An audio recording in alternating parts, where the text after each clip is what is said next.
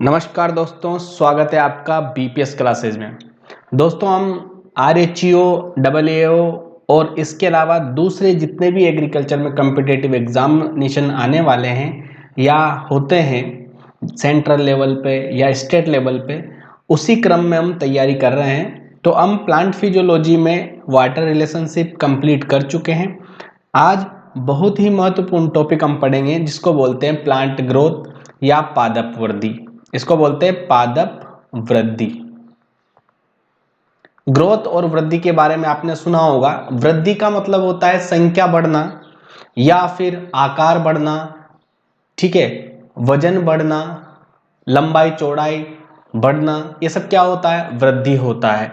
लेकिन एनिमल्स और प्लांट में वृद्धि का प्रकार अलग अलग होता है, ठीक है।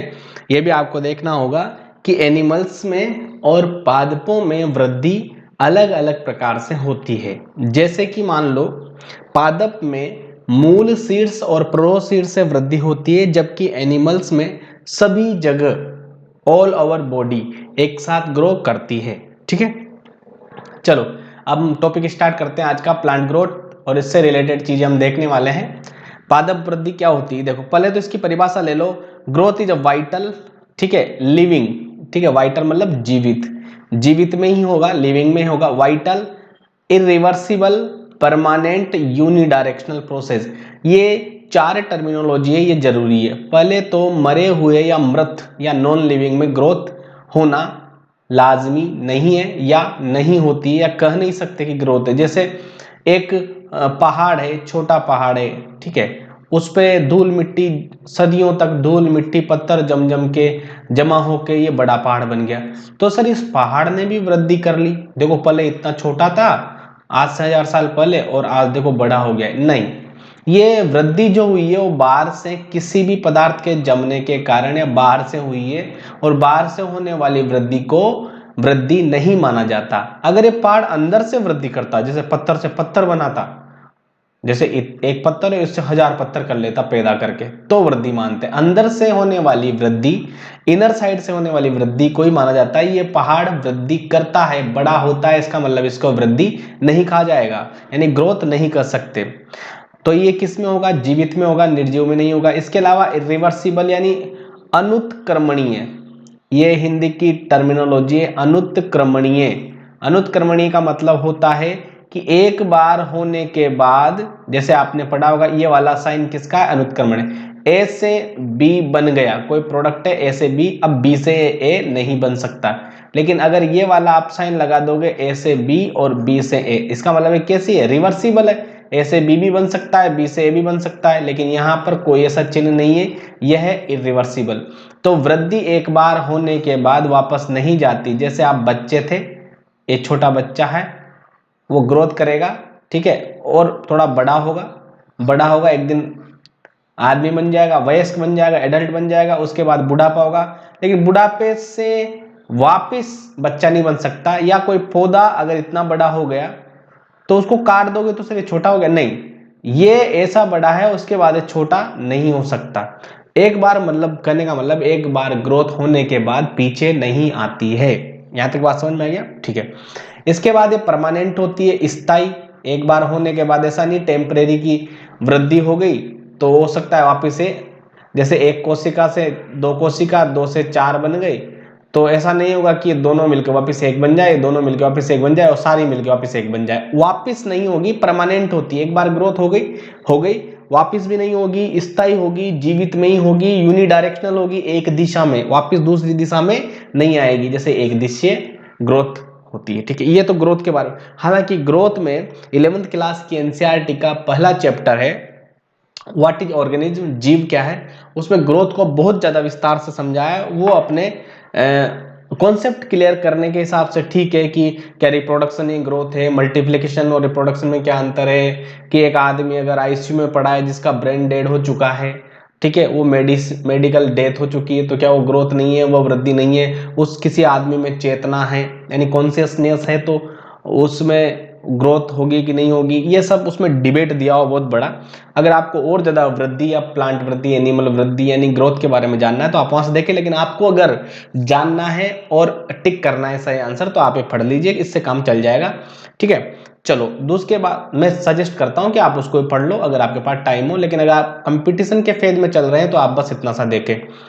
दूसरा पॉइंट है growth is unique character of all living organism. ऐसा नहीं है कि कोई जीवित जीव है उसमें ग्रोथ नहीं होगी, हमेशा वो ग्रोथ करता रहेगा 24/7।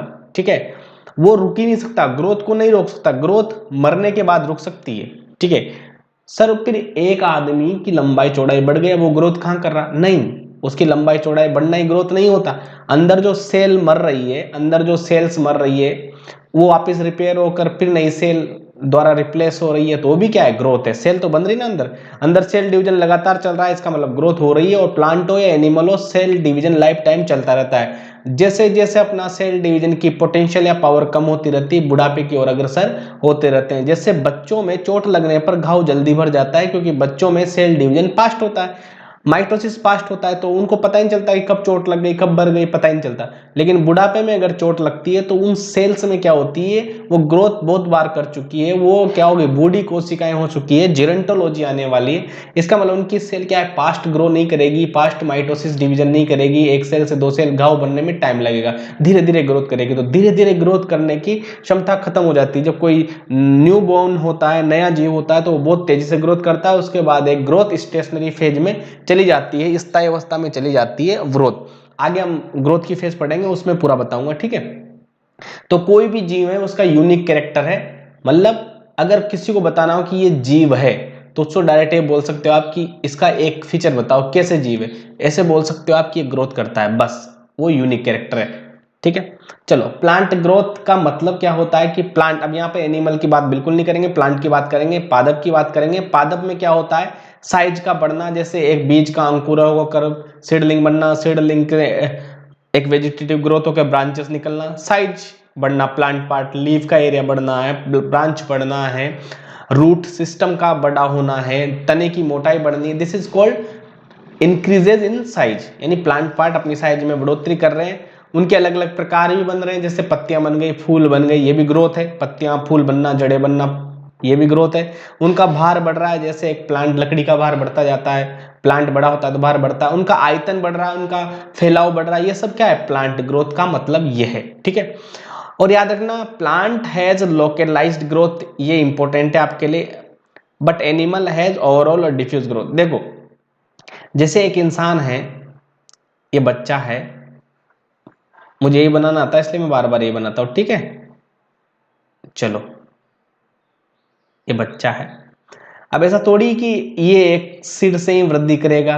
ये पैरों से ही वृद्धि करेगा तो ये लंबे पैर हो जाएंगे और लंबा सिर हो जाएगा, ऐसा नहीं है। तो इसका मतलब इसमें जितनी वृद्धि सिर में होगी उसके अनुपातिक वृद्धि नाक में, मुंह में, हाथ में, कान में। ऐसा नहीं है कि एक हाथ छोटा एक हाथ बड़ा हो जाएगा, जितना बड़ा शरीर रहेगा उतने बड़े हाथ पैर रहेंगे, जितना छोटा शरीर रहेगा उतने छोटे हाथ पैर रहेंगे। सभी जो अंगों का जो आनुपातिक है, सापेक्षिक है, आनुपातिक जो वृद्धि होती है वो आनुपातिक वृद्धि किसमें होती है? वो होती है एनिमल्स में, यानी कि उसमें होती है डिफ्यूज ग्रोथ, कि सभी अंग बराबर रूप से बढ़ते हैं, समान मात्रा में बढ़ते हैं, कोई भी छोटा बड़ा नहीं रहता, लंबा चौड़ा नहीं होता, सेम। ठीक है, इसके अलावा प्लांट में आप देखोगे तो प्लांट में इधर ये रूट है और ये सूट है, तो हमेशा सूट टिप से बढ़ेगा, फिर ये यहां से ग्रोथ हो गई, ये सूट टिप ये हो गई, यहां से बढ़ेगा, फिर यहां से बढ़ेगा।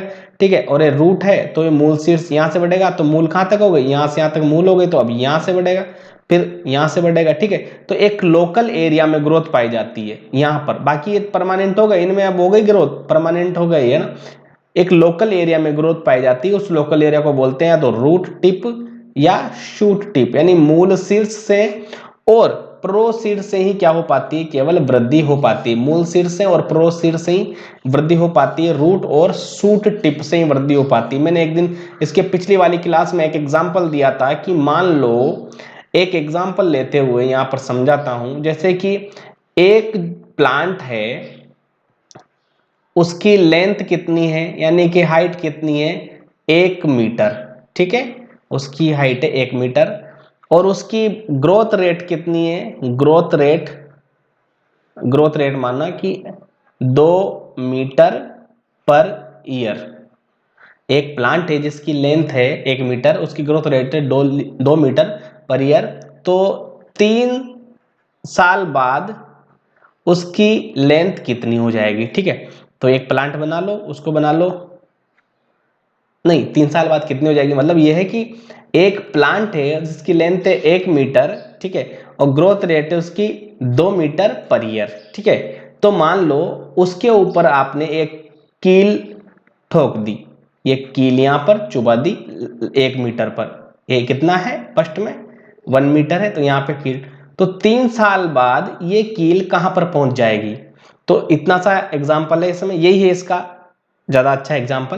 तो 1 मीटर है, तो एक कील यहाँ ठोकी है, ठीक है, तो ये कील को फिर अगर ग्रोथ करना, अगर इसमें डिफ्यूज ग्रोथ होती तो 1 साल में कितना बढ़ता है 2 मीटर, तो ये 1 मीटर 2 मीटर, वैसे ये दूसरे साल में 4 मीटर, ठीक है, और तीसरे साल में 6 मीटर, तो पौधे की लंबाई 6 मीटर हो जानी चाहिए थी।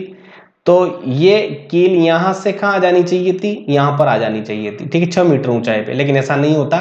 कील यहां ठोकी है, किस पे, सीड्स पे ठोकी है, या फिर आप यहां ठोक दो तो यहां से भी ग्रोथ नहीं होगी, कहां से होगी, सीड्स पे, जहां पे ठोकी है कील वहीं पर रहेगी कोई भी चीज, क्योंकि ग्रोथ का इसका मतलब इतना सा है कि हमेशा शूट टिप से ग्रोथ करेगा। आप अभी बढ़ते हुए प्लांट में, आपके घर पे छोटा पौधा है उसमें कील ठोक दो नीम के पेड़ में, नीम का पेड़ ऊपर से बढ़ता जाएगा, वो कील वहां के वहीं रहेगी, ठीक है, वो कहीं नहीं जाएगी। इसका मतलब है प्लांट में कैसी ग्रोथ होती है, लोकेलाइट। अगर फिर भी समझ में नहीं आया हो तो कमेंट करके मुझे बता देना, मैं फोन करके समझा दूंगा कि ऐसे कील वहां पर ही रहती है। समझ में आ गया। चलो, टेलीग्राम ग्रुप से जुड़ सकते हो, लिंक में नीचे जाके डिस्क्रिप्शन में लिंक देख लेना, टेलीग्राम ग्रुप से, व्हाट्सएप ग्रुप से जुड़ सकते हो, ठीक है। बहुत सारी और भी, जैसे आप कॉल कर सकते हो, अगर आपके पास कोई क्वेरी हो तो आप कॉल सकते हो, ठीक है। इसके अलावा नेक्स्ट जो अपना पॉइंट है वो है ग्रोथ कंट्रोल एक्सटर्नल और इंटरनल फैक्टर, ठीक है, ग्रोथ कंट्रोल्ड बाय एक्सटर्नल और इंटरनल फैक्टर। इसका मतलब है कि प्लांट अगर ग्रोथ करेगा, ये प्लांट है, ये ग्रोथ करेगा, तो एक्सटर्नल और इंटरनल, एक्सटर्नल में क्या आ जाएगा, अबायोटिक फैक्टर, अबायोटिक फैक्टर जैसे रिलेटिव ह्यूमिडिटी, ठीक है, टेम्परेचर, लाइट, एटसेट्रा, ये समझते हो एक्सटर्नल। और इंटरनल में क्या आ जाएगा, जैसे प्लांट हार्मोन्स, ठीक है, इसके अलावा जेनेटिक्स, इसकी जीनोम, जीनोटाइप, ठीक है, ये सब आ जाएंगे। तो एक्सटर्नल एनवायरमेंट से प्लांट ग्रोथ क्या होती है, कंट्रोल होती है। एक्सटर्नल और इंटरनल एनवायरमेंट से प्लांट ग्रोथ कंट्रोल होती है। यहां तक बात समझ में आ गई। चलो, अब नेक्स्ट देखते हैं हम, 2-3 पॉइंट और है इसके, वो भी देख लो आप कि प्लांट ग्रोथ, जैसे मान लो कि एक आलू है, आलू का पौधा जर्मिनेशन करता है, तो आलू तो नीचे से समाप्त होता जाता है, ठीक है। जैसे आलू का पौधा है, आलू को आप वेजिटेटिव फॉर्म में किसके नीचे गाड़ दोगे, जमीन के नीचे, तो वो, उसको तो बड़ा होना चाहिए आलू का, नहीं, लेकिन जर्मिनेशन के टाइम पे सीड है, सीड भी खत्म हो जाता है और आलू भी खत्म हो जाता है, उससे पेड़ बन जाता है। तो सर ये क्या, ये ग्रोथ नहीं हो कि ये डिक्रीज हो रहा है क्या, नहीं हो रहा, वो आलू एक्सेप्शन है। आलू और बीज के अंकुरण के समय वो जो पदार्थ है वो घट जाता है, जबकि, और उसको क्या बोलते हैं, वृद्धि हो रही है, पादप में वृद्धि हो रही है, क्योंकि उसका बचा हुआ भोजन कहाँ चला जाता है, पेड़ में चला जाता है। तो दो एक्सेप्शन नहीं है, लेकिन मान लो कम होता है, उनका वेट कम होता है, प्लांट का वेट कम होता है, जबकि जो ग्रोथ है, ग्रोथ के टाइम पर क्या बढ़ना चाहिए, वेट बढ़ना चाहिए, वजन बढ़ना चाहिए, लेकिन आलू और सीड का वजन जर्मिनेशन के टाइम पर कम हो जाता है। तो एक्सेप्शन मान सकते हो इनको। इसके अलावा 2 टर्मिनोलॉजी और सुनी होगी आपने, क्यूएसेंस और डोरमेंसी।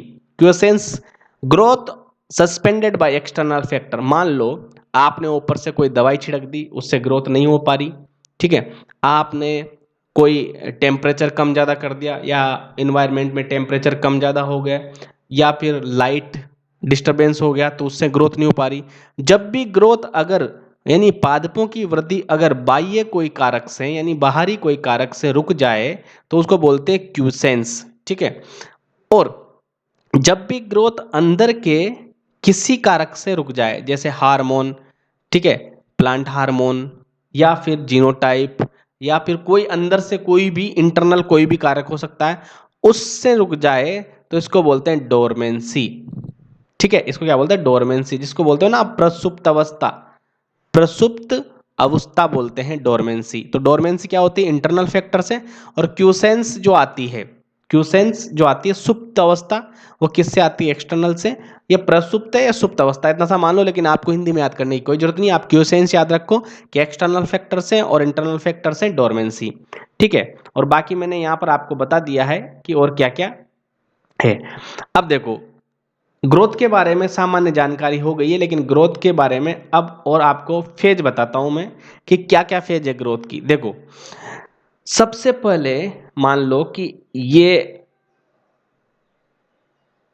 है ओवम में अंडा, जिसको बोलते हैं अंडा। ग्रोथ तो यहां से स्टार्ट होती है ना, जीवन यहां से शुरू होगा। और ये है स्पर्म। आपको इससे ज्यादा समझ में आता है इसलिए मैं यही बता देता हूँ। ये अपने पास मेल है और ये अपने पास फीमेल है, दोनों मिले एक हुए, ये बन गया जायगोट। जायगोट यानी युग्मनज, युग्मनज एक कोशिका है। देखो, इसमें होगा माइटोसिस, ग्रोथ के लिए माइटोसिस ज्यादा जिम्मेदार है। समसूत्री विभाजन, एक से कितनी सेल हो गई, दो, फिर दो से चार, चार से आठ, आठ से बारह, ऐसे करते कर 8 से 16, 16 से 32, 32 से 64, ऐसे करके लाखों कोशिकाएं बन जाती हैं, लाखों सेल्स यहां पर बन जाती है। किससे, माइटोसिस से। तो पहली फेज तो यही है, सेल फॉर्मेशन, ठीक है। कोशिकाएं विभाजन कर करके क्या बनाती है, इंक्रीज सेल नंबर, तो कोशिकाएं बहुत सारी हो जाती है, ठीक है। और जब कोशिकाएं बहुत सारी हो जाएगी तो दूसरी फेज है सेल इनलार्जमेंट या इलोंगेशन। इलोंगेशन भी इसको बोलते हैं, यानी वृद्धि यानी दीर्घीकरण। ये तो है कोशिका निर्माण और ये कोशिका दीर्घीकरण। तो फर्स्ट फेज है, पहले तो कोशिकाएं बनती रहती है, उसके बाद वो कोशिकाएं बड़ी होती है, और जब अचानक उनकी सेल साइज बढ़ती है तो अचानक बहुत सारी ग्रोथ हो जाती है। अब जब कोशिकाएं बड़ी हो गई तो तीसरी फेज सेल मैच्योरेशन, बुढ़ापा आ गया है। और विभेदन का मतलब होता है जैसे बहुत सारी सेल बनेगी। आपने सुना होगा कि एक सेल सेल होती है, फिर सेल का ग्रुप होता है, क्योंकि बहुत सारी सेल बन गई, सेल का ग्रुप स्पेशल होता है, उसको बोलते हैं टिश्यू। फिर बहुत सारे टिश्यू, ये जैसे एक टिश्यू, दूसरा उत्तक यानी दूसरा टिश्यू, ऐसे मिलकर क्या बनाते हैं, ऑर्गन बनाते हैं। ऑर्गन से क्या बनता है, सिस्टम बनता है, और सिस्टम से क्या बनता है, बॉडी बनती है, ठीक है। तो ये है, तो यहाँ पर बहुत सारी सेल इकट्ठी हो जाएगी, इंक्रीज नंबर हो गया है सेल का, और सेल फॉर्म हो गई है। उसके बाद क्या होगी, सेल क्या होगी, बढ़ेगी, मतलब उनका उसके अंदर प्रोटोप्लाज्म की मात्रा बढ़ेगी तो सेल बड़ी होगी। एक बार छोटा होने के बाद बड़ा होता है, जैसे बच्चा पैदा होता है छोटा रहता है, फिर उनकी सेल्स बहुत सारी बनती रहती है, फिर ग्रोथ करती है, तो जैसे जैसे ग्रोथ करती है लंबाई चौड़ाई बढ़ती रहती है। पौधे में भी ये होता है। उसके बाद धीरे धीरे सेल मेच्योर होने लगती है, यानी परिपक्व होने लगती है, परिपक्व अवस्था आने लगती है। डिफ्रेंशिएशन का मतलब होता है जिससे जो बनना है, जैसे किसी से किडनी बननी है, किसी से पत्तियां बननी है, किसी से लीवर बनना है, किसी से डंठल बनना है। एनिमल और प्लांट दोनों का बता रहा हूं मैं। जैसे मान लो कि प्लांट में जिससे लीफ बननी है वो अलग ऑर्गन हो जाए, अलग ऑर्गन है लीफ, जिससे ब्रांच बननी है, जिससे फ्लावर बनना है, जिससे रूट्स बननी है, जिससे छाल बननी है, ठीक है। तो इसको क्या बोलता है, पहले तो शुरुआत में सब कोशिकाएं एक जैसी होती है जब बनती है, जब और साइज बड़ी होती है जब, लेकिन धीरे धीरे इनमें मैच्योरेशन आएगी और फिर क्या बनाने लग जाएगी, अंग निर्माण करने लग जाएगी, अंग निर्माण करने लग जाएगी, ऑर्गन फॉर्मेशन। मोर्फोजेनी का मतलब होता है आकारिकी, आकारिकी का मतलब होता है पौधे में कितने प्रकार के आकार देखते हो, फूल, पत्तियां, जड़ें, तना, ये सब अलग अलग आकार। तो मोर्फोजेनी इसको बोलते हैं, ऑर्गेनोजेनी यानी अंग जनन भी इसको बोलते हैं, आकारी जन और इसको बोलते हैं डेवलपमेंट फेज। मतलब अब पौधा डेवलपमेंट, पौधे में डेवलपमेंट स्टार्ट हो गया है, जैसे फ्रूट आ गए हैं तो किसी सेल से फ्रूट बन गए। तो ये 3 फेज है। हालांकि मैं इसको बोर्ड पे अच्छी तरह और मैं आपको समझा देता और भी इसमें बता देता, लेकिन ज़्यादा पढ़ने की जरूरत नहीं है। मैं बता रहा हूँ कि फेज, फर्स्ट फेज में सेल फॉर्मेशन आपको पता है, दूसरी फेज में सेल बन गई तो बड़ी होगी, सेल इनलार्जमेंट, तीसरी फेज में सेल मेच्योर हो जाएगी। ये 3 है, इसके बाद मेच्योर होकर डेड भी हो जाएगी, ठीक है। तो 3 फेज में ग्रोथ होती है, अपने शरीर हो या फिर प्लांट का शरीर हो, 3 ही फेज में क्या होती है, ग्रोथ होती है। यहां तक बात समझ में आ गई। अब ग्रोथ का पैटर्न क्या है, यानी कि पैटर्न का मतलब होता है तरीका। तरीका क्या है, जैसे सबसे पहले तो ये साइंटिस्ट आपको याद करना है ऑन सेक्स, ठीक है। ऑन सेक्स आपको याद करना है। इसने बताया कि जैसे जैसे टाइम बढ़ेगा और ग्रोथ होगी। जैसे पैदा हुआ बच्चा, अब बच्चा पैदा होने के बाद टाइम निकलता जाएगा, वो ग्रोथ करता जाएगा। पौधा भी अगर जर्मिनेट हो गया तो धीरे धीरे टाइम के साथ वो हवा पानी लेकर बढ़ता जाएगा। तो टाइम और ग्रोथ, कितने टाइम में कैसी ग्रोथ हुई, इस ग्रोथ के बीच में और टाइम के बीच में इन्होंने एक क्या रिलेशन स्थापित किया है, किसने, वॉन सेक्स ने। और इन्होंने बताया कि एक कर्व बनाया, एक ग्राफ बना दिया इन्होंने कि ऐसे ऐसे टाइम और किसके बीच में, ग्रोथ के बीच में, उसको बोलते हैं ग्रोथ कर्व या वृद्धि वक्र। आपने सुना होगा वृद्धि वक्र, जो कि ऐसा आकार का मिला, इसलिए इसको सिग्मोइड भी बोलते हैं, सिग्मोइड। वृद्धि वक्र कैसा होता है, सिग्मोइड। और इस वक्र में 3 फेज होती, जो पहले वाले से ही रिलेटेड है, उसी को इन्होंने लेग लोज और स्टेशनरी फेज कर दिया। जैसे मान लो, मैं आपको ग्राफ बना के बताता हूं, ये मान लो एक एक्स एक्सिस पे और वाई एक्सिस पे हमने ले लिया है। एक्स पे ले लिया है टाइम, ठीक है, यहां पे ले लिए ग्रोथ, वाई एक्सेस पे ग्रोथ ले लिए, ठीक है। अब देखो धीरे धीरे जैसे टाइम, ये टाइम 1 साल 2 साल 3 साल, ये 4 5 साल, ये जैसे टाइम बीतता जा रहा है, तो ये ग्रोथ का वाला, ये वाला पैरामीटर धीरे धीरे क्या होगा, ऐसे चलेगी ग्रोथ। बच्चा छोटा छोटा छोटा एकदम, अब बच्चे से समझ लो, ठीक है, अचानक ये होकर एकदम एक्सपोनेंशियल ग्रोथ होकर एकदम धीरे हो जाएगी। तो सर ये एस कैसे बना, ये ऐसा होता है, बेसिकली ऐसा होता है, तो एस इसको ऐसे बोला, ठीक है, ऐसा होता है। लेकिन मैं यहाँ पर समझाने के तौर पे, जैसे मान लो बच्चा 1 महीने का हो गया, 5 महीने का हो गया, 6 महीने का हो गया, 1 साल का हो गया, तो वहां पर क्या होती है, धीरे धीरे ग्रोथ चलती है, धीरे धीरे धीरे धीरे धीरे धीरे ग्रोथ चलती है। आपने भी देखा होगा 4 साल का, 5 साल का, धीरे धीरे, फिर अचानक 4 या 5 या 6 साल मान लो, या 5 साल मान लो, 5 साल से 15 साल के बीच में ग्रोथ एकदम ऐसी होती कि आप बोलते हो, आप तुम तो छोटे से थे बेटा, इतने बड़े अचानक इतने लंबे कैसे हो गए, ठीक है। क्यों, क्योंकि उनको पता नहीं है कि मैं किस फेज से गुजरा हूं, लोग फेज से, एक्सपोनेंशियल फेज से। यहां पर देखो, जब ये वाली ग्रोथ होती है तो बहुत धीमे होती है, क्योंकि यहाँ पर कोशिकाएं बन रही होती है और धीरे होती है, रुक रुक के होती है, इसलिए इसको बोलते हैं लेग फेज, ठीक है। बच्चे के एग्जाम्पल से समझेगा। और जैसे 5 साल का बच्चा और 10 साल के बीच में, 15 साल, 5 से 15 साल के बीच में इसकी सेल ने अचानक क्या, जो बन गई है पूरी सेल, उन्होंने क्या कर दिया है, उन्होंने इंक्रीज इनलार्जमेंट होने लग गया है, तो अचानक ग्रोथ कहाँ चली जाएगी, चर घातांक की वृद्धि या लॉग फेज में चली जाएगी। और जब ये बुढ़ापा आ जाएगा 30 साल के बाद, बुढ़ापा आ जाएगा, तो एक ग्रोथ एकदम स्टेशनरी हो जाएगी, टाइम भी बढ़ता रहेगा लेकिन न ग्रोथ होगी, और धीरे धीरे हम किसकी तरफ चले जाएंगे, मृत्यु की ओर अग्रसर हो जाएंगे, ग्रोथ डिक्रीज होगी, ठीक है। तो यहाँ पर कौन सी फेज आ जाएगी, स्टडी, यानी एकदम रुकावट फेज, स्टेशनरी मतलब एकदम शांत अवस्था यहाँ पर आ जाएगी। तो देखो, जब लो लेग फेज, फर्स्ट वाली फेज, सेकेंड फेज और थर्ड फेज, ठीक है, तो सबसे ज्यादा ग्रोथ कौन सी फेज में होती है, लॉग फेज में। क्यों, क्योंकि यहाँ पर ढलान ज्यादा है कर्व की, तो यहाँ पर तेजी से और बहुत मैक्सिमम ग्रोथ हुई है।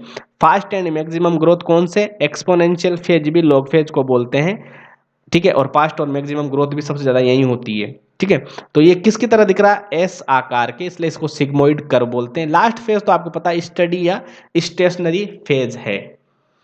सर अब देखो लेग फेज में क्या हो रहा है, फर्स्ट फेज क्या है, लेग, और अपन ने क्या बताया था, फेजेस बताई थी शुरू में, तो यहाँ पर पैटर्न बताया, तो लेग फेज में वही हो रहा है, क्योंकि यहाँ पर सेल का नंबर बढ़ रहा है, ठीक है। तो बहुत टाइम लगेगा, धीरे धीरे सेल का नंबर बढ़ेगा। अब सेल का नंबर मान लो पहले एक सेल से लाखों सेल हो गई, अब लाख सेल होने के बाद लाखों सेलों में क्या होगा, थाउजेंड्स ऑफ सेल में क्या होगा, अचानक ग्रोथ होना स्टार्ट करेगी, ठीक है। और धीरे धीरे वो बड़ी होगी, और जब लाखों सेल एक साथ बड़ी होगी तो क्या होगा, इनलार्जमेंट होगा, इनलार्जमेंट होगा यानी कि इलोंगेशन होगा, और सब कुछ इलोंगेशन हो जाएगा। उसके बाद क्या आ जाएगी, परिपक्वन अवस्था, जो मैंने बोला था मैचुरेशन फेज, इसको ही बोलते हैं स्टडी फेज, ठीक है। मैचुरेशन को क्या बोलते हैं, स्टडी, तो यहाँ परिपक्वन आ गया, स्टेशनरी फेज आ गई, इसी को बोलते हैं ग्रोथ कर्व। ऐसा आकार का सिग्मोइड आपको याद करना है, वॉन सेक्स ने दिया था। सिग्मोइड कर्व होता है, एस शेप का होता है, टाइम और ग्रोथ के बीच में होता है, और सबसे ज्यादा वृद्धि होती है लॉग फेज में। और इनिशियल ग्रोथ जो होती है, सीडलिंग तक बनना, एक बच्चे का किशोर अवस्था का आना, वो क्या है, लेग फेज में, और बुढ़ापा स्टडी फेज में आ जाएगा। लेकिन जवानी जो है 6 से लेकर 15 20 25 साल तक की जो जवानी हो, सब लॉग फेज में चलेगी। पौधा भी सबसे जवान इसी फेज में होता है। यहां तक बात समझ में आ गई आपको, चलो आगे बढ़ते हैं हम। अब हम पढ़ेंगे कि ग्रोथ को कैसे कैसे मेजर किया जा सकता है। ग्रोथ को कैसे कैसे मेजर किया जा सकता है। मेजरमेंट तो देखो, एक तो डायरेक्ट ऑब्जर्वेशन से आंखों से देख लो कि ये पौधा कल 1 महीने बाद पहले छोटा था अब बहुत बड़ा हो गया, ये तो सिंपल है। उसके बाद हॉरिजॉन्टल माइक्रोस्कोप से, हॉरिजॉन्टल माइक्रोस्कोप आता है एक, ठीक है। उसके अलावा ये दोनों इंपॉर्टेंट नहीं, ये है क्रिस्कोग्राफ, वृद्धि वक्र जो बनाते हैं, वृद्धि का ग्रोथ कर्व बनाते हैं, ग्रोथ कर्व जो बनाते हैं, या फिर एक graphical representation, graphical representation of growth, representation of growth किसके द्वारा बनाया जाता है? क्रिस्कोग्राफ। तो आपसे क्वेश्चन ये पूछा जाएगा क्रिस्कोग्राफ से क्या मापी जाती है? वृद्धि मापी जाती है। ये तो एक ग्राफ बनाता है क्रिस्कोग्राफ, ये तो ग्राफ बनाता है। इसके अलावा जो होता है, ये देखो क्रिस्कोग्राफ का मतलब, ये अपने जगदीश चंद्र बसु जो हैं प्लांट फिजियोलॉजी के जनक, इंडियन प्लांट फिजियोलॉजी के जनक जगदीश चंद्र बसु, जैसी बोस, बोस भी बोलते हैं, बसु भी बोलते हैं, बंगाली थे तो। क्रिस्कोग्राफ इन्होंने डेवलप किया था, ठीक है। क्रिस्कोग्राफ के खोजकर्ता जेसी बोस ही है। और ये एक ग्रोथ कर्व का, यानी ग्रोथ का ग्राफिकल रिप्रेजेंटेशन है, ठीक है। तीसरा, अब चौथा आएगा ऑक्सीनोमीटर, इसको तो बोलते हैं वृद्धि मापी, वृद्धि मापी। पूछते हैं वृद्धि को किसके द्वारा मापा जाता है, ठीक है, तो उसमें लगाना है आपको ऑक्सीनोमीटर। या फिर डायरेक्ट पूछेंगे क्रिस्कोग्राफ क्या काम आता है, तो वो भी वृद्धि, यानी क्रिस्कोग्राफ और ऑक्सीनोमीटर, मीटर तो वृद्धि को मापता है, क्रिस्कोग्राफ रिकॉर्ड करता है ग्राफिकल, ठीक है। चलो, तो ऑक्सीनोमीटर्स जो होते हैं, ऑक्सीनोमीटर किसको, तो आपको एक बात यहां से पता चल गई, इतना पढ़ाने का मतलब यही था कि ऑक्सीनो जो मीटर है वो वृद्धि मापी, इसको हिंदी में याद कर लो वृद्धि मापी। लेकिन कभी भी हिंदी के पेपर में ये कभी नहीं आएगा कि वृद्धि किससे मापी जाती है, ऑप्शन में आप सोचो कि वृद्धि मापी, ऐसा नहीं आएगा। ऑप्शन में वो आपको हिंदी में लिखा हुआ देगा ऑक्सीनोमीटर, ठीक है। इसलिए ऑक्सीनोमीटर से वृद्धि मापी जाती है। ये 3 प्रकार के होते हैं, आर्क ऑक्सीनोमीटर, फेफर और पुली ऑक्सीनोमीटर, ठीक है, ये परमानेंट ग्राफ भी बना देता है। इसके अलावा माइक्रो स्क्रू ऑक्सीनोमीटर, कुछ याद नहीं करना आपको, ये पुली ऑक्सीनोमीटर, अगर फेफर ऑक्सीनोमीटर याद रह जाए तो ठीक है, वरना क्रिस्कोग्राफ क्या काम आता है? वृद्धि का ग्राफ बनाने में। और ऑक्सीनोमीटर क्या काम आता है? ऑक्सीनोमीटर काम आता है अपना वृद्धि को मापने में, बस इतना सा याद रखना है आपको, ठीक है। इसके अलावा जो दूसरा हम बताएंगे कि अब वृद्धि को, पादप की वृद्धि को कौन कौन से जो फैक्टर हैं वो अफेक्ट करते हैं, मतलब किससे फर्क पड़ता है, पादप की ग्रोथ को किससे अफेक्टिंग होता है, ठीक है। फैक्टर्स अफेक्टिंग प्लांट ग्रोथ, यहां पर आप देख लो ये लिखा हुआ है फैक्टर अफेक्टिंग प्लांट ग्रोथ। तो एक्सटर्नल फैक्टर, इंटरनल फैक्टर दोनों मिला के मैं बता दूंगा, जैसे कि लाइट यानी प्रकाश। सर ये कौन सा प्रकाश? ये है सनलाइट। पौधों के लिए ultimate source of energy in world is light, sunlight, ठीक है। ये लाइट जो होती है वो मोर्फोजेनेसिस को कंट्रोल करती है, मतलब पौधों में क्या बनना है, फूल बनना है, पत्तियां बननी है। अगर कोई बोले कौन कंट्रोल करता है, तो लाइट कंट्रोल करती है, ठीक है। पुष्पन का होना, पत्तियों का खिलना, ग्रोथ का होना, सब किस पे निर्भर करता है? प्रकाश पर निर्भर करता है।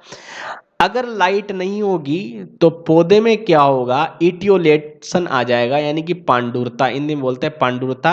यानी अगर लाइट की कमी से, प्रकाश की कमी से पौधे में, प्रकाश की कमी से पौधे का पीला पड़ना, पौधे का पत्तियों का पीला पड़ना, किसकी कमी से? प्रकाश की कमी से, उसको बोलते हैं इटियोलेशन या पांडुरता। अगर आप पौधे को बिल्कुल छाया छाया में रखोगे तो वो पीला हो जाएगा। पांडुरता का मतलब होता है, पांडु का मतलब होता है पीलापन, ठीक है, पांडुरता हो जाएगी, उसमें पीलापन आ जाएगा, ठीक है। अगर मान लो कि मैग्नीशियम की कमी है तो क्लोरोसिस हो जाएगा, उसको अरिमहीनता बोलते हैं, ठीक है। लेकिन इटोलेशन भी हो या एलोमोजेक भी हो या फिर क्लोरोसिस भी हो या सन स्कोल्ड हो, सन बर्न हो, सब में पीला पड़ता है। कारण अलग अलग होते हैं। जैसे यहां पर पीला पड़ने का कारण है प्रकाश की कमी, ठीक है। अगर मान लो प्रकाश की अधिकता में, यानी मान लो तेज धूप पड़े, मान लो बहुत भयंकर धूप में आपने पौधा रख दिया तो पौधा क्या हो गया? पीला पड़ गया। किससे? तेज सनलाइट से, तेज प्रकाश में क्या हो गया? पौधा पीला पड़ गया, तो उसको बोलेंगे सोलराइजेशन, ठीक है। अगर मान लो ये तो तेज प्रकाश है, मान लो कि एक और टर्म है क्लोरोसिस, ठीक है, इसको बोलते हैं हरिमहीनता। मान लो पौधे में हरित लवक के अंदर क्लोरोफिल यानी पर्णहरित को बनाने वाला मैग्नीशियम की कमी हो जाएगी तो पौधा क्या हो जाएगा, पीला पड़ जाएगा, क्योंकि हरा रंग किसकी वजह से होता है, क्लोरोफिल की वजह से। और क्लोरोफिल की मेन धातु कौन सी है जिससे वो बनता है, मैग्नीशियम है, ठीक है। आयरन मैग्नीशियम की कमी हो जाएगी तो क्या हो जाएगा, क्लोरोसिस। ये भी पीला ही पड़ रहा है, ठीक है, ये भी पीला है, ये भी पीला है, लेकिन ये पीला अलग कारणों से पड़ रहा है, क्योंकि तेज प्रकाश की वजह से। मान लो इसके अलावा एटियोलेशन, एटियोलेशन, ये तीन टर्मिनोलॉजी याद रखना। ये तेज प्रकाश के कारण पीला, ये मैग्नीशियम की कमी के कारण पीला पड़ना, और ये प्रकाश की कमी के कारण पीला पड़ना, तो ये हो जाएगा आपका पांडुरता। और तीनों ही स्थिति में पीला ही पड़ता है। और अगर वायरस अटैक हो जाए तो वो अलग है, एलोमोजेक वायरस, उसमें भी पीला पड़ता है, ठीक है। लेकिन ये फिजियोलॉजिकल टर्मिनोलॉजी आपको याद रखना, सोलराइजेशन, क्लोरोसिस और इटियोलेशन। क्लोरोसिस खनिज लवणों या मैग्नीशियम की कमी से भी पीला होता है। लेकिन यहाँ पर बात करेंगे प्रकाश की, तो प्रकाश इटियोलेशन यानी इटियोलेटेड हो जाएगा, प्लांट पीला पड़ जाएगा। प्रकाश की कमी में क्या होता है, क्लोरोफिल नहीं बनता है। इसके अलावा सबसे इंपॉर्टेंट प्रोसेस जो जिससे दुनिया चलती है, फोटोसिंथेसिस, लाइट। अगर लाइट नहीं होगी तो प्लांट ग्रोथ नहीं करेगा। इसके अलावा रूट और शूट की डायरेक्शन, जैसे सूरजमुखी सन की तरफ मुड़ जाती है, अफीम के पौधे मुड़ जाते हैं, बहुत सारे हैं। जैसे ऑक्सिन जो होता है, वो ऑक्सिन जो होता है प्रकाश संवेदी होता है, ग्रोथ उधर करता है, एपिकल डोमिनेंस। तो रूट और शूट किधर जाएगी, वो भी किस पर निर्भर करता है, ज्यादातर लाइट पे निर्भर करता है कि रूट और शूट का डायरेक्शन क्या होगा। इसके अलावा दूसरा फैक्टर टेम्परेचर। टेम्परेचर अगर आपसे 20 से 35 डिग्री ऑप्टिमम है, ठीक है, किसी भी प्लांट ग्रोथ के लिए टेम्परेचर 20 से 35 डिग्री इंपॉर्टेंट है, याद रख लेना, हमेशा जनरल पॉइंट है, 30 से 35 डिग्री सेंटीग्रेड। तीसरा पॉइंट है वाटर। वाटर पौधों की क्या रखती है, वाटर पौधों की कोशिकाओं को फुला के रखता है, टर्जिड करके रखता है, जिससे जैसे पत्तियां भी फूली हुई, फूल भी फूले हुए रहते हैं। पौधों में क्या होती है, एक स्फूर्ति दिखती है, पानी रहता है। तो अगर आप पूरा पानी निचोड़ दोगे तो विल्टिंग अवस्था को प्राप्त हो जाएंगे, और विल्टिंग अवस्था में ग्रोथ नहीं हो सकती। इसलिए पौधों में पानी रहना बहुत जरूरी है। और ये बात भी, ये तो ये फूला हुआ रहता है, ये भी इंपॉर्टेंट है। इसके अलावा एंजाइमेटिक एक्टिविटी वाटर के बिना पॉसिबल नहीं है, क्योंकि यहाँ पर एंजाइम अगर अब अगर इंसान पानी नहीं पिएगा तो उसके अंदर क्या, सॉल्यूशन के अंदर एंजाइमेटिक क्रियाओं में बाधा आ जाएगी, और एंजाइमेटिक क्रियाओं में बाधा आएगी तो ग्रोथ रुक जाएगी और मर जाएंगे, ठीक है। तो एंजाइमेटिक क्रियाविधि यानी एंजाइमेटिक रिएक्शंस के लिए वाटर की जरूरत है, वाटर की सबको जरूरत है, ठीक है। चौथा है ऑक्सीजन। ऑक्सीजन याद रखना, ऑक्सीजन किसके लिए, सेलुलर रेस्पिरेशन के लिए, जिससे क्या मिलती है, एनर्जी। और वो एनर्जी फोटोसिंथेसिस करने के लिए खर्च होती है। अगर एनर्जी नहीं मिलेगी तो फोटोसिंथेसिस नहीं होगा। तो ऑक्सीजन की बहुत ज़्यादा जरूरत है, किसको लिए, पौधे के लिए। पौधा भी सांस लेने के लिए ऑक्सीजन ही लेता है, याद रखना। मिनरल्स, आपको पता है कि प्रत्येक ग्रोथ में अलग अलग calcium, magnesium, phosphorus, nitrogen, chlorine, सबके सब 17 प्रकार के तत्व खनिज लवणों से प्राप्त होते हैं, वो भी जरूरत है ग्रोथ के लिए, अगर आपको ग्रोथ चाहिए तो, वरना किसी भी एक मिनरल की कमी से ग्रोथ रुक सकती है। इसके अलावा इंटरनल फैक्टर में बात करें तो जेनेटिक फैक्टर, जीनोटाइप और फिनोटाइप, ये भी इंपॉर्टेंट है। पौधे के अंदर क्या उसके पेरेंट्स में क्या था, किस प्रकार की ग्रोथ थी, कैसा पौधा था, विगर था कि नहीं, ये डिपेंड करता है पौधे ग्रोथ पे। यहाँ तक हम ग्रोथ की बात कर चुके हैं। अब हम बात करेंगे एक नए टॉपिक की। यहाँ तक समझ में आ गया हो? देखो, आप कमेंट नहीं करते ना तो मुझे पता नहीं चलता, मैं खुद कंफ्यूज रहता हूँ कि आपको या तो समझ में आ गया होगा। अगर आप लेक्चर अगर पूरा देख रहे हैं तो आप मुझे जरूर बताएं कि हाँ सर मैंने पूरा देखा है, अच्छा लगा बुरा लगा वो अलग बात है, देखा है कि नहीं देखा, समझा है कि नहीं समझा, ये अलग बात है, ठीक है। चलो नेक्स्ट टॉपिक की ओर बढ़ते हैं। ये भी सब इसमें आएगा, प्लांट ग्रोथ के अंदर ही पढ़ते हैं। तो यहाँ प्रकाश दीप्तिकालिता, इसको हिंदी में बोलते हैं प्रकाश दीप्तिकालिता। दीप्तिकालिता मतलब समझते हो, दीप्ति मतलब प्रकाश ही होता है, उजाला होता है, और कालिता मतलब कितने काल के लिए प्रकाश रहा। जैसे दिन क्या होता है, डे, 12 घंटे प्रकाश, ठीक है, 12 घंटे क्या रहा, प्रकाश रहा। और नाइट 12 घंटे क्या रहा, अंधकार रहा। यही तो है ना प्रकाश। सूरज भगवान तो दिन भर ही चमकते हैं 24 घंटे में, 24 घंटे का दिन होता है जिसमें 12 घंटे के दिन और 12 घंटे की रात। तो यहाँ पर प्रकाश रहता है, यहाँ पर प्रकाश नहीं रहता है। दुनिया में तो प्रकाश है, लेकिन अपने जहाँ पे रात 12 घंटे की होती है, इसका मतलब यहाँ पर प्रकाश नहीं है, सूरज छुप गया है, अंधकार हो गया है, तो कितने घंटे हो गए? 24 घंटे। तो 24 घंटे के दिन में प्रकाश कितने घंटे रहा?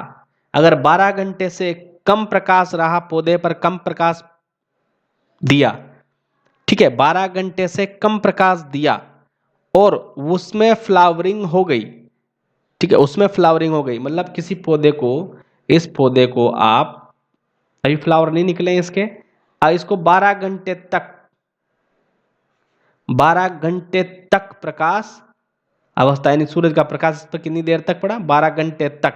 तो 12 घंटे क्या हो गया? क्रांतिक अवस्था। क्या हो गई? क्रांतिक अवस्था, जहां से हम डिफरेंशिएशन कर सकते हैं, क्रिटिकल फोटो पीरियड हो गया 12 घंटे।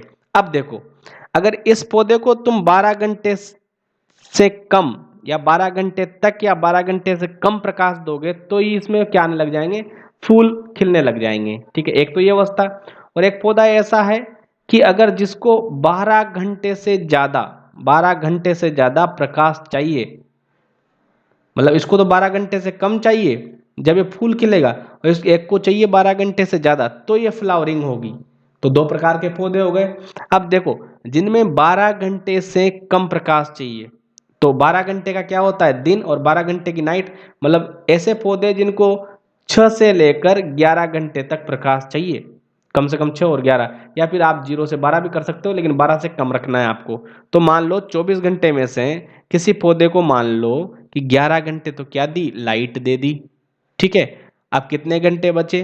13, 13 घंटे दे दिया डार्कनेस, यानी नाइट, यानी अंधकार। तो ये क्या कर देगा?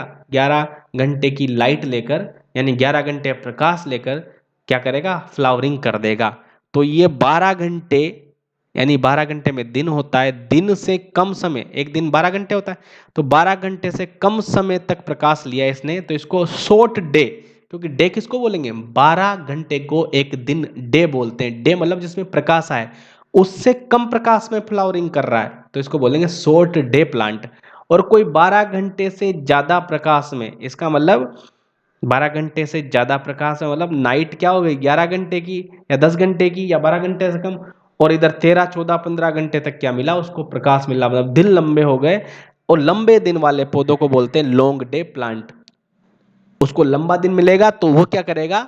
फ्लावरिंग करेगा, यानी पुष्पन, उसमें पुष्पन होने लग जाएगा, तो वो लॉन्ग डे प्लांट कहलाएगा, ठीक है।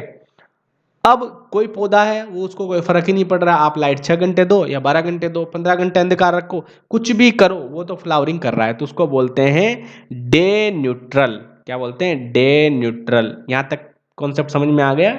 चलो अब इसकी टर्मिनोलॉजी देख लेते हैं। सबसे इंपॉर्टेंट, प्रकाश प्रदीप्तकालिता या प्रकाश दीप्तिकालिता या फोटो पीरियोडिज्म को किसने खोजा? गार्नर और एलार्ड ने इसकी खोज की थी। गार्नर और एलार्ड ने 1920 में क्या किया?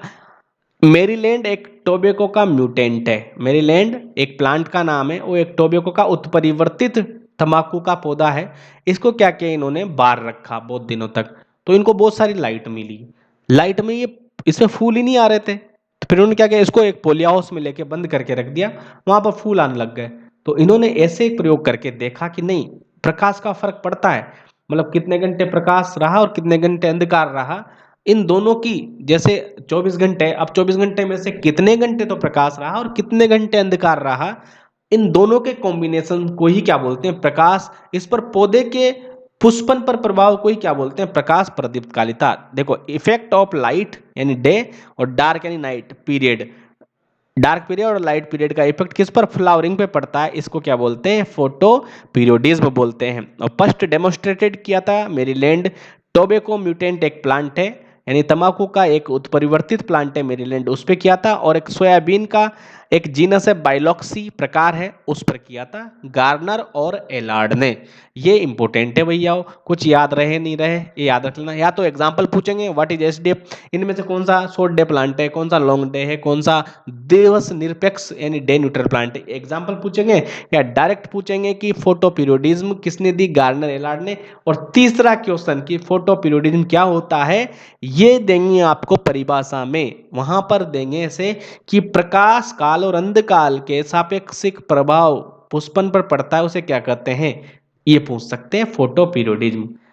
अब देखो, इसके अनुसार पौधे अलग अलग प्रकार के होते हैं, जैसे कि ऐसे पौधे जिनको 12 घंटे से कम लाइट चाहिए, जब वो पुष्पन करेंगे 12 घंटे से कम उनको क्या चाहिए, प्रकाश चाहिए 12 घंटे तक, या 12 घंटे से कम, कम ही मानो आप हमेशा, 12 घंटे से कम प्रकाश चाहिए। फोटो पीरियड कितने घंटे, 12 घंटे से कम, और लंबी रातें चाहिए। अपने आप होगा, जैसे मान लो 11 घंटे का दिन हुआ तो फिर 13 घंटे की रात हो गई, ठीक है ना। या फिर आप 6 घंटे का दिन हुआ, चलो 6 घंटे का दिन हो गया तो 18 घंटे की रात हो गई, ठीक है। तो इसका मतलब यहाँ पर 6 घंटे का दिन हो सकता है, 8 घंटे का दिन हो सकता है, 9 घंटे का दिन हो सकता है, 11 घंटे का भी दिन हो सकता है, लेकिन 12 घंटे का दिन नहीं होना चाहिए। मतलब 12 घंटे तक प्रकाश मत दो। प्रकाश अगर दे दिया आपने तो फिर दिक्कत हो जाएगी, ठीक है। तो इनको चाहिए अंधकार ज्यादा, किस 18 घंटे, इनको कम से कम 13 घंटे तो अंधकार चाहिए, और 11 घंटे मिनिमम क्या चाहिए, डे लाइट चाहिए। 24 घंटे होते हैं, तो 12 घंटे से कम इनको रोशनी चाहिए। तो ये क्या करेंगे, ये करेंगे पुष्पन, यानी फ्लावरिंग हो जाएगी। और डार्क फेज इनमें इंपॉर्टेंट होती है। याद रखना, जब 11 घंटे का दिन होगा तो 13 घंटे की नाइट होगी, 10 घंटे का दिन होगा तो 14 घंटे की नाइट होगी। तो इनको हम लॉन्ग नाइट प्लांट भी बोलते हैं, लॉन्ग नाइट प्लांट भी इनको बोलते हैं। शॉर्ट डे प्लांट को और क्या नाम है, लॉन्ग नाइट प्लांट। और इनमें डार्क फेज इंपॉर्टेंट है, अगर आपने दिन में भी अंधकार कर दिया तो इनके लिए और अच्छा है। इनको कम से कम प्रकाश चाहिए, ठीक है। 12 घंटे से कम तो चाहिए जब तो करेंगे, इससे बात तो फिर करेंगे नहीं। लेकिन अगर इनको 2 घंटे प्रकाश दो, बाकी दिन भी अंधेरे में गुजार दो, दिन में भी आप अंधेरा कर दो, तो इनके लिए और अच्छा है। तो इनके लिए क्या फेज इंपॉर्टेंट, इनके लिए डार्क फेज यानी अंधकार अवस्था महत्वपूर्ण है। इनके लिए लंबी काली रातें होना जरूरी है, ठीक है। तो इनको बोलते हैं एसडीपी या शॉर्ट डे प्लांट। आप शॉर्ट में याद रखो एसडीपी प्लांट क्या होते हैं, जिनको 12 घंटे से कम प्रकाश चाहिए, जब जाके वो क्या करेंगे, फ्लावरिंग करेंगे। और इसका उदाहरण आपको पूछेंगे, तंबाकू, सोयाबीन, इन दोनों में तो प्रयोग किए थे, ठीक है। इसके अलावा क्राइसेंथेमम यानी गुलदाउदी, chenopodium, sugar cane, rice, mustard, strawberry, ये एग्जाम्पल है जो कि लगभग यही पूछा जाता है हर बार, याद रखना, इसलिए याद कर लेना। सर शुगर केन के बारे में थोड़ा सा इंपॉर्टेंट एक चीज में बता दो, इसको बोलते हैं intermittent, intermittent short day plant, क्योंकि इसको 12 से 16 घंटे तक प्रकाश भी चाहिए। मतलब ये लॉन्ग डे और शॉर्ट डे के बीच में आ जाता है। लेकिन यहाँ पर मैंने शॉर्ट डे में बता दिया, कभी इसके बारे में विवाद उत्पन्न हो जाए तो आप बोलना कि लॉन्ग डे भी है, और आधा कुछ गुण तो इसमें लॉन्ग डे के, कुछ गुण इसमें शॉर्ट डे के, ठीक है।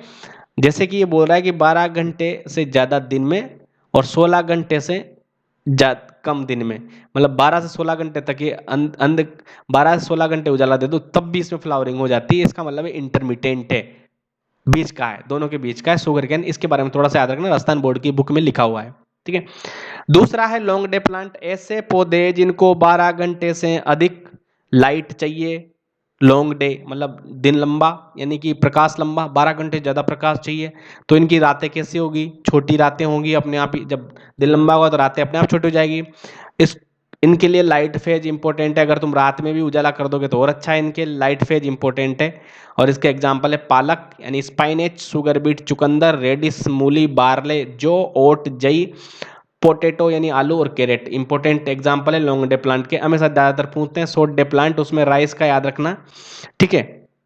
चलो एक एग्जांपल भी, मतलब ऐसे उदाहरण भी है कि शॉर्ट डे प्लांट किस में, मतलब शॉर्ट डे प्लांट क्या होते हैं जो बरसात के टाइम खरीफ वाली फसलों में, और लॉन्ग डे प्लांट जो कि विंटर वाली फसलों में। लेकिन वो कॉन्सेप्ट मतलब ना आप याद ही रख लेना, क्योंकि कभी कभी ऐसा हो जाएगा। जैसे मस्टर्ड है, मस्टर्ड तो विंटर में थोड़ी हो, विंटर में होती ना, लेकिन ये किस में आ गई, शॉर्ट डे में। इसलिए याद रखना, ऐसे कुछ गड़बड़ हो जाएगी। लेकिन आज शॉर्ट में समझ सकते हो, जहां पर चारों फसलें आपको पता नहीं, आपको ये पता है खरीफ की और रबी की, लेकिन पढ़ी कोई सी भी नहीं, शॉर्ट डे लॉन्ग डे जो हम पढ़ रहे हैं उसमें से कुछ नहीं आया, तो फिर वहां पे खरीफ और रबी देख लेना, ठीक है। जो ठंड वाली फसलें होती है वो लॉन्ग डे ट्रिक है, लॉन्ग डे प्लांट होते हैं, और उनमें दिन लंबा होता है विंटर वाली में, और शॉर्ट डे बरसात वाली, बस इतना सा ध्यान रख लेना। इसके अलावा ज्यादातर पूछा गया है कि दिवस निरपेक्ष पादप कौन सा है, दिवस निरपेक्ष पादप, जिनमें दिन की लंबाई, चौड़ाई, ऊंचाई किसी का कोई फर्क नहीं पड़ता, ये फ्लावरिंग करते हैं, करेंगे। इनको बोलते हैं प्रकाश से न्यूट्रल, फोटो न्यूट्रल। इसमें आएगी मक्का, पूछा जाता है बार बार, मक्का, cotton, sunflower, tomato, cucumber most important है। एग्जाम्पल इसके याद रखना, यह है डे न्यूट्रल, इनको कोई फर्क नहीं पड़ता है। और आजकल नेट में और इनमें पूछे जाने वाला क्वेश्चन मैंने नोट्स में निकाल दिया है कि क्या पूछते हैं कि जो ये प्रकाश अवधि या अंधकार अवधि का पता पौधे का कौन सा भाग लगाता है कि ज्यादा प्रकाश है कम, मतलब इसकी उद्दीपन या स्टिमुलस कौन ग्रहण करता है। तो याद रखना, फोटो पीरियोडिज्म के स्टिमुलस यानी कि संवेदना कौन ग्रहण करता है? पत्तियां। ये पत्तियां ही ग्रहण करती है, क्योंकि पत्तियों में एक वर्णक होता है फाइटोक्रोम, जो कि एक वर्णक है जो कि फोटो पीरियोडिज्म की संवेदनाएं ग्रहण करता है, और वो कहाँ रहता है? पत्तियों में। तो स्टिमुलस कौन ग्रहण करेगा? पत्तियां ग्रहण करेगा। और फ्लावरिंग से रिलेटेड एक एक फाइटोक्रोम, जैसे साइटोक्रोम आपने सुना होगा, एक पिगमेंट है फाइटोक्रोम। फाइटो मतलब पौधे का, फाइटो मतलब पौधे का, क्रोम मतलब वर्णक, पौधे का वर्णक है फाइटोक्रोम, जो पत्तियों में पाया जाता है। इसलिए स्टिमुलस कौन रिसीव करेगा? Leaves receive. ये बहुत बार पूछा गया है कि पत्तियां ही इसकी संवेदना ग्रहण करती है। इसके अलावा इससे संबंधित और एग्जाम्पल है, ये किसने बताया था? केजल केजन। केजल, इसको पढ़ना नहीं आया तो केजल केजन पढ़ लेना, केजल केजन ने बताया था लीव्स ग्रहण करती है। दूसरा एक चेलाख्यान, एक साइंटिस्ट है चेलाख्यान, उसने क्या बताया कि फ्लावरिंग के लिए तो है ही सही, लेकिन ये क्या होता है, फ्लावरिंग से रिलेटेड एक और हार्मोन है जिसको बोलते हैं फ्लोरिजन। फ्लोरिजन क्या है? एक काल्पनिक हार्मोन है। इसने मान लिया ऐसा अपने आप से कि काल्पनिक हार्मोन है, जो किससे किससे रिलेटेड है? फ्लावरिंग से, उसको बोलते हैं फ्लोरिजन। तो याद रखना, ये पूछा गया है फ्लोरिजन क्या? एक इमेजिनरी प्लांट हार्मोन है जिसको माना है। अभी इसका तथ्यात्मक रिपोर्ट नहीं आई है कि ये होता है कि नहीं होता, लेकिन इसने बोला है कि चेलाख्यान ने कि एक हार्मोन है। ठीक है, दो नोट्स यहाँ पर आपको, ये ज्यादा इंपॉर्टेंट है, ये ज्यादा आपको याद रखने हैं। अब जिस वर्णक की बात कर रहे थे जो कि संवेदनाएं ग्रहण करता था कि अंधकार और उजाले की, उसको बोला था पत्तियों में पाया जाता है, उसको बोला था फाइटोक्रोम। तो फाइटोक्रोम क्या होता है, यह भी इंपॉर्टेंट है। फाइटोक्रोम की डिस्कवरी बोर्थविक और हेंड्रिक्स ने की थी। सबसे इंपॉर्टेंट बोर्थविक और हेंड्रिक्स, मोस्ट इंपॉर्टेंट है फाइटोक्रोम। फाइटोक्रोम पत्तियों में पाए जाने वाला प्रकाश की संवेदना, अंधकार की संवेदनाओं को ग्रहण करने वाला क्या है? एक पिगमेंट है, वर्णक है, जो एक किसको रिसीव करता है? देखो यहां पर लिखा हुआ है, phytochrome is a photosensitive pigment which is responsible for flowering of plant. ठीक है, फ्लावरिंग ऑफ प्लांट यानी पुष्पन के लिए रेस्पॉन्सिबल है, और प्रकाश संवेदी है, प्रकाश के लिए संवेदी है, संवेदी है। और किसके लिए?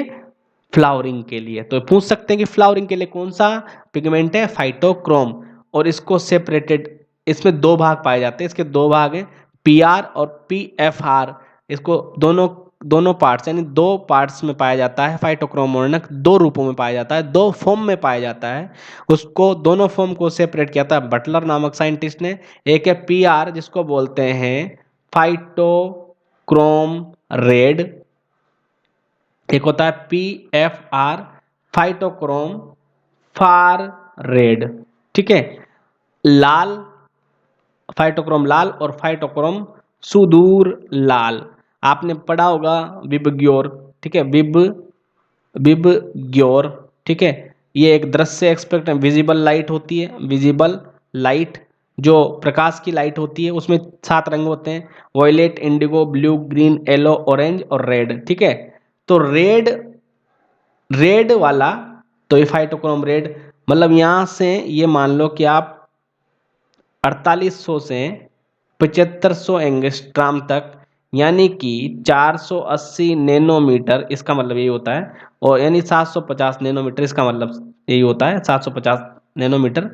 इससे इस रेंज में अगर प्रकाश को ग्रहण करेगा तो रेड, क्योंकि ये क्या है, लाल वाला रेड वाला प्रकाश, और इससे ज्यादा वाली रेंज में करेगा तो ये फार रेड। ये बदलता रहता है, रेड और फार रेड में ये बदलता रहता है, पी आर और पी एफ आर बदलता रहता है। बस इससे ज्यादा जानकारी आपको नहीं चाहिए। और याद रखना, फाइटोक्रोम और प्लस फाइटोक्रोम, एक तो फाइटोक्रोम, ठीक है, फाइटोक्रोम क्या है? एक वर्णक है, और एक होता है अपने पास सनलाइट। सनलाइट और फाइटोक्रोम दोनों मिलकर फोटो मॉर्फोजेनी करते हैं, मतलब इन दोनों से प्लांट की क्या बनती? आकारिकी यानी मॉर्फोलॉजी डिसाइड होती है। ज्यादा इस टॉपिक में पूछने की जरूरत नहीं, आपको केवल याद रखना phytochrome is a responsible pigment, photosensitive pigment which is responsible for flowering of plant. ठीक है, और दो फॉर्म में होता है, लाल और सुधुर लाल, और जो कहाँ पाया जाता है, पत्तियों में पाया जाता है। फोटोसिंथ आपको इतना सा भी याद रह गया ना कि हमने प्रकाश प्रदीप्तकालिता से पढ़ा था, उस टाइम पे पढ़ा था, तो भी आपके लिए काम चल जाएगा। इसके अलावा दूसरा इंपॉर्टेंट टॉपिक वर्नेलाइजेशन। ठीक है, वर्नेलाइजेशन यानी कि बसंतीकरण, क्या बोलते हैं इसको, बसंतीकरण, बसंतीकरण, या इसको बोलते हैं यारोवाइजेशन। बसंतीकरण की खोज और नाम, नाम किसने दिया और खोज किसने की, दोनों एक साइंटिस्ट है, लाइसेंको, याद रखना, पूछा जाता है शॉर्ट में हमेशा बसंतीकरण क्या होता है। अब बसंतीकरण शॉर्ट में समझ लो, वैसा आपने नाम सुना होगा, आप खुद कंफ्यूज रहते होंगे कि कोई चीज होती होगी, लाइसेंको याद रख के निकल जाते हैं। बसंतीकरण में क्या करते हैं कि जो पौधे की जो फ्लावरिंग है, वो मान लो ये वाला पौधा है, कोई सा एक्स पौधा है, ये 45 दिन में फ्लावर आ जाएगा, फूल वाला पौधा है, 45 दिन में फ्लावर आ जाएगा। लेकिन मान लो अब हमको फ्लावर चाहिए 30 दिन में। ठीक है, तो क्या होगा कि इस पौधे को या सीडलिंग को आपने या तो पौधा पादप या छोटी पौध लाएंगे या बीज लाएंगे, तो बीजों को और सीडलिंग को आप कुछ देर के लिए 1 से लेकर 10 डिग्री मतलब फ्रिज के तापमान पर आप रख दो। कुछ देर के लिए 1 से लेकर 10 डिग्री तक तापमान में बीजों को या पादपों को या पादपकों को या फिर सीडलिंग्स को या पौध को आप रख दो। तो आप देखोगे कि उनका क्या होगा, बसंतीकरण, और 45 दिन में जहां पे फ्लावर दे रहे थे, तो फ्लावर जल्दी जल्दी होने लग गए, 30 दिन में फ्लावर आने लग गए। तो फ्लावरिंग को क्या कर दिया, एक्सेलरेटेड कर दिया है बाय द चिलिंग इफेक्ट, यानी 1 से 10 डिग्री सेंटीग्रेड पर रखकर चिलिंग इफेक्ट दे दिया है उनको, और उनकी फ्लावरिंग के टाइम को कम कर दिया है, जल्दी से फ्लावरिंग हो जाए, इसलिए इसको किया गया है।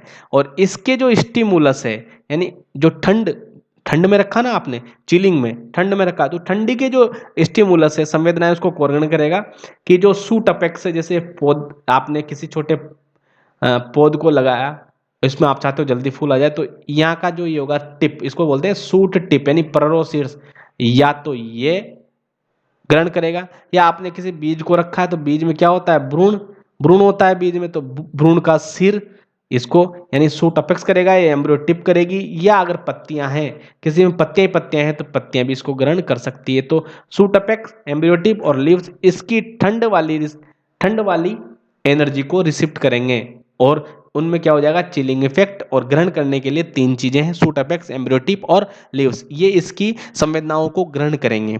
ठीक है, और एक और हार्मोन है जिसे फ्लोरीजनता, वैसे वर्नेलिन, तो वर्नेलिन सुन के समझ जाना कि वर्नेलाइजेशन से संबंधित है। ये भी क्या है, काल्पनिक हार्मोन। तो जैसे वहां पर फाइटोक्रोम था, वो ग्रहण कर रहा था, लेकिन किसी ने बोला नहीं, बिना हार्मोन के तो काम होगा ही नहीं, तो चलो इसमें एक हार्मोन जोड़ दो अपनी कल्पना से कि फ्लावरिंग के लिए देखो प्रकाश दीप्तिकालिता इंपॉर्टेंट है, फाइटोक्रोम भी, लेकिन इन सबसे होता है एक हार्मोन पैदा, वो हार्मोन है क्या है, फ्लोरिजन, और ये संबंधित है फ्लावरिंग से। वैसे यहाँ भी लीफ ने और सूट टिप ने और सबने इफेक्ट किया, इफेक्ट का रिसीविंग किया स्टिमुलस, और ये बढ़ोतरी करने लग गए किसमें, फ्लावरिंग में, और कम टाइम पे फ्लावरिंग करने लग गए, कम समय पे। तो यहाँ भी सोचा किसने कि नहीं, बिना हार्मोन के तो काम होता ही नहीं, तो चलो एक और काल्पनिक हार्मोन दे देते हैं, वर्नेलिन। वर्नेलिन क्या है, एक कार्बनिक हार्मोन है, मन मर्जी से बना दिया है नहीं, पता नहीं है, या अभी तक इसके तथ्यों की जांच नहीं है, मन मर्जी से बना दिया है, उसको ही बोल दिया यहाँ पर इमेजिनरी प्लांट हार्मोन, जो किससे संबंधित है, वर्नेलाइजेशन या एरोवाइजेशन से संबंधित, इसको बोलते हैं बसंतीकरण। यहाँ तक के क्लास हम खत्म करते हैं, लंबी हो जाती है, आपको आलस आते हैं, मैंने बहुत फास्ट समझाने की कोशिश की है आपको, जल्दी से ये ग्रोथ खत्म कर लो, उसके बाद हम ग्रोथ हार्मोन जो कि बहुत इंपॉर्टेंट है, उसके अलावा प्लांट की जो मूवमेंट्स होती है, पादप गतियां और ग्रोथ हार्मोन हम पढ़ने वाले हैं। लाइक करो, शेयर करो, और अभी से पढ़ने लग जाओ, क्योंकि जो अभी से स्टार्ट कर देगा वो आगे बढ़ेगा, जो अभी से स्टार्ट कर देगा वो आगे रहेगा ही सही। आप सोचो कि आप बहुत इंटेलिजेंट हो, आप इंटेलिजेंट हो, मैं आपकी बुराई नहीं कर रहा हूँ, हो, लेकिन आपको पढ़ना तो फिर भी पड़ेगा। ठीक है, और तुम ऐसे मोड़ पे खड़े हो जिनके पास मान लो अभी बेरोजगार हैं, या फिर बेरोजगार हो नहीं, तुम अपने आप बने हुए हो, वरना रोजगार बहुत है अगर ढूंढो तो और मेहनत करो तो इस मोड पे हो कि तुम्हें नहीं बता सकते कि तुम्हें क्या करना है, तुम्हें खुद को पता होना चाहिए। जैसे मेरी एक बहुत अच्छी लाइन है, मेरी तो नहीं है, किसी और की, लेकिन मैं बहुत दिनों से बोल रहा हूँ, तो अपनी मान बैठा हूँ कि रस्सी पर चलने वालों को नहीं बताते हैं कि उन्हें संभल कर चलना है। ठीक है। तो आप अभी सब रस्सी पे चल रहे हो बहुत ही, तो आपको क्या बताऊं कि आपको संभल कर चलना है, आप पढ़ो, ऐसा किसी कहने से कोई नहीं पढ़ता है। ठीक है, तो धन्यवाद, सब्बा खैर, आप अच्छे रहो, मस्त रहो और पढ़ाई करते रहो। नेक्स्ट क्लास में मिलते हैं, धन्यवाद।